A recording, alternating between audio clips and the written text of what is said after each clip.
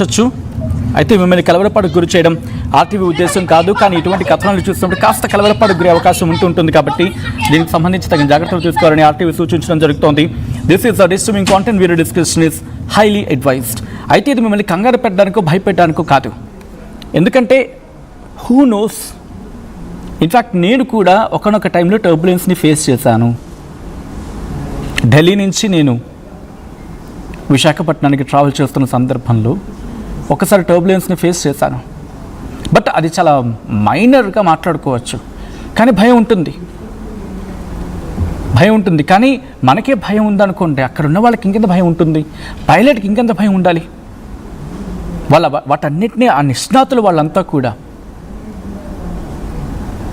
Bottom line మాట్లాడుకున్నప్పుడు least కండిషన్స్లో మన దురదృష్టం ఉంటే తప్ప ఇంకేం చేయలేము అనుకుని ఆ భావన ఉన్న సందర్భంలో మనం ఏం మాట్లాడలేమేమో. కానీ మీరు గుర్తుపెట్టుకోండి, అక్కడ క్యాబిన్ క్రూ, ఇన్ఫ్యాక్ట్ పైలట్ నుంచి ఎయిర్ హోస్టెస్ కావచ్చు, వాళ్ళంతా కూడా క్యాబిన్ క్రూ మొత్తం అంతా కూడా ఫస్ట్ మన ప్రాణాన్ని కాపాడేందుకు తీవ్రంగా శ్రమిస్తారు. బికాస్ వాళ్ళకంతా ట్రైన్ చేస్తారు రోజును. ఎటువంటి టర్బులెన్స్ని ఎన్ని చూస్తుంటారు వాళ్ళు.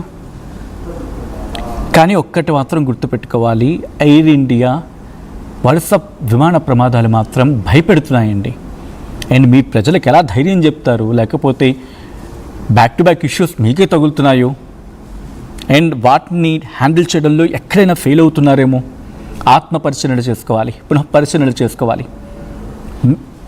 సగటు విమానయాన ప్రయాణికుడికి ధైర్యం నింపాల్సిన పరిస్థితి. అఫ్కోర్స్ కాస్త ఫారెన్ ట్రిప్స్ ఉంటూ ఉంటాయి ఎయిర్ ఇండియావి, ప్రజలకు నమ్మకం ఎక్కువ. ఒక్కసారి విజువల్ చూడండి, అర్థమవుతుంది.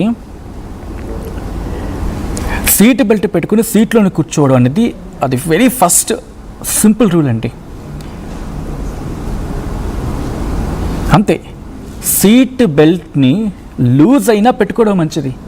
ఎలాగోలకు పెట్టేసుకోండి ఫస్ట్. కారణం ఏంటంటే మీ నడుం దగ్గర గుర్తుపెట్టుకోండి, మీరు కూర్చున్నారు, ఒక తాడు మీ నడుము కట్టేశారు, అప్పుడు ఏం చేస్తారు? కుర్చీతో సైతం లేవాలి. మీరంతా మీరు లేవలేరు కదా, అంతే. అది కూడా అంతే, అక్కడ కుర్చీ లేవదు కాబట్టి మీరు లేవరు. సింపుల్ ఫండా.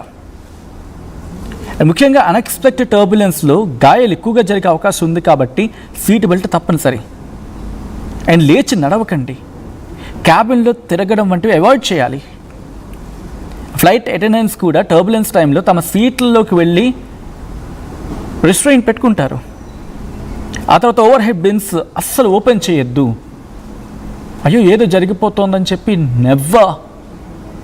టర్బులెన్స్ అంటే బహుశా ఐమ్ సేయింగ్ భయపడడానికి కాదు, కాస్త మనల్ని భయపెట్టే ఒక ప్రమాదం లాంటిది. దాన్ని ఈజీగా దాటేందుకు, సునాయాసంగా దాటేందుకు ఆ పైలట్లు ఆ క్షణంలో వాళ్ళ శక్తి వంచన లేకుండా ప్రయత్నం చేస్తారు. అది ఏ ఆర్గనైజేషన్ అయినా కూడా. అండ్ ఇలాంటి సమయంలో మీరు లేచి నించుంటే ఇంకా కంగారు పడిపోతే, మీరు కంగారు పడి ఇంకోళ్ళు పక్కన కంగారు పెట్టి, వాళ్ళు మిగతా వాళ్ళని కంగారు పెట్టేసి ఇంత కంగారు అయిపోయి గజిబిజి గందరగోళం అయిపోయి మీరు ఇంకా కంగారు పడిపోయి భయాందోళనకు గురైతే మిమ్మల్ని కంట్రోల్ చేయడానికి వాళ్ళ మైండ్ ట్యూన్ చేయాల్సి వస్తుంది. వాళ్ళ దృష్టి అంతటి సారించాల్సి వస్తుంది. అండ్ మీరు అంటారు, సచిన్ నీకేమీ కూర్చొని బాగానే మాట్లాడతావు, ఫ్లైట్లో కూర్చున్నోడికి తెలుస్తుందని చెప్పి. నిజమండి, చెప్పినోడికి ఈజీ, ఉన్నోడికి కష్టం అది. అండ్ ఇంకోటి ఏంటంటే, ల్యాప్టాప్స్ మీ చేతిలోని వస్తువులని సురక్షితంగా ఉంచుకునే ప్రయత్నం చేయాలనుకుంటే laptop, phone, cup, food tray ఇలాంటి వాటిని గట్టిగా పట్టుకోండి, లేకపోతే సేఫ్గా ఉంచుకునే ప్రయత్నం చేయండి. హాట్ డ్రింక్స్ ఉంటే ఇంకా కేర్ఫుల్, మీ చేతులు ఆ టైంలో ఉంటే కనుక. లేదనుకోండి, హాట్ డ్రింక్స్ కాబట్టి వాటిని ఏం చేయాలో వాళ్ళు అడిగితే చెప్తారు వెంటనే. లీస్ట్ కండిషన్స్లో మీకు ఏం చేయొచ్చో ఒక అవగాహన ఉంటుంది, వాళ్ళని అడిగి దాన్ని ఫాలో అయిపోతే సరిపోతుంది. క్రూ తమ సీట్లో కూర్చోమంటే వెంటనే కూర్చోవాలి, అవసరమైతే సర్వీసెస్ నిలిపేస్తారు వాళ్ళు. Seat belt on, seat belt కూర్చోవాలి, ముందుకు వంగి తలని రక్షించుకోవాలి, క్రూ ఇన్స్ట్రక్షన్స్ని ఫాలో కావాలి, బ్రేస్ పొజిషన్ తీసుకోవాలని చెప్పి క్రూ చెప్పినప్పుడు మాత్రమే ఆ సూచన అనుసరించాలి. టర్బులెన్స్ అంటే విమానం పడిపోతుందని కాదు అక్కడ అర్థం. ఇది సాధారణంగా గాలిలోని అస్థిర ప్రవాహాలు ఉంటూ ఉంటాయి. విమానానికి వచ్చే వర్టికల్ అండ్ హారిజాంటల్ మూమెంట్స్ అంటూ ఉంటారు.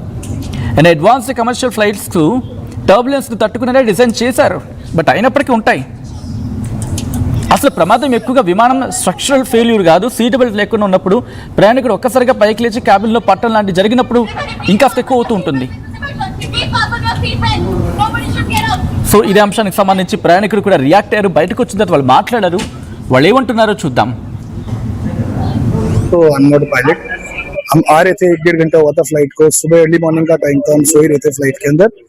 फ्लाइट सडनली चलती चलती रुक के टर्न अराउंड हो गई और ये मानिए ये प्लेन है, आते हुए ये प्लेन ऐसे घूम गया. 2-2.5-3 मिनट तक ऐसे ही चलता रहा. 15-20 पैसेंजर्स को चोट आई है, किसी का सर फटा है, किसी के बेबी को चोट आई है, मेरी लोअर बैक गई है, मेरा भाई है उसका शोल्डर गया, उसकी बैक गई, उसके कान का पर्दा तक फट चुका है. अभी MLC जो रिपोर्ट बनेगी आपको पता चल जाएगा. कितने लोग थे उसमें फ्लाइट में तकरीबन? सर मेरे को फ्लाइट लोड तो पता नहीं, 100 से तो ज्यादा ही लोग थे फ्लाइट में. सभी को चोटें आई? 80%, 70 to 80% लोगों को चोट आई है. जिनको नहीं आई उनकी माइनर कंकशंस और ये सब तो है ही. अभी अब आप लोग क्या एक्शन लेंगे? Sir we'll go with full legal power, we'll do our cases, जिसको जो केस करना है इंडिया के अगेंस्ट हम 100% एक्शन लेंगे.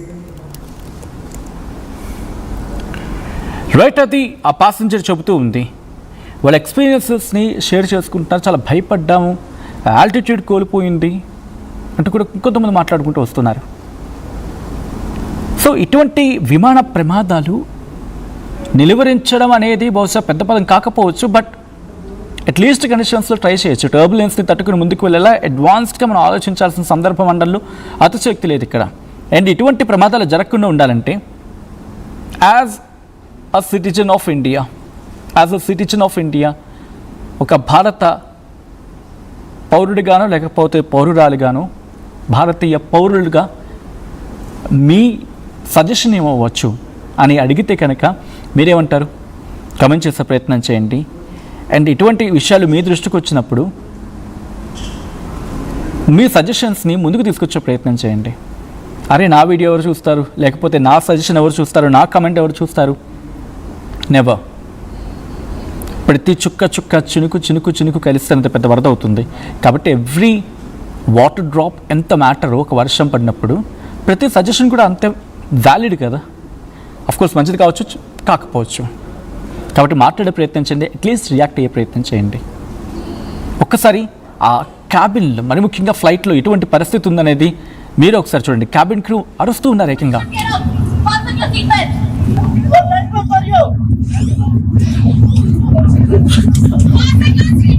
Everybody please fasten your seatbelt. This is emergency. Please fasten your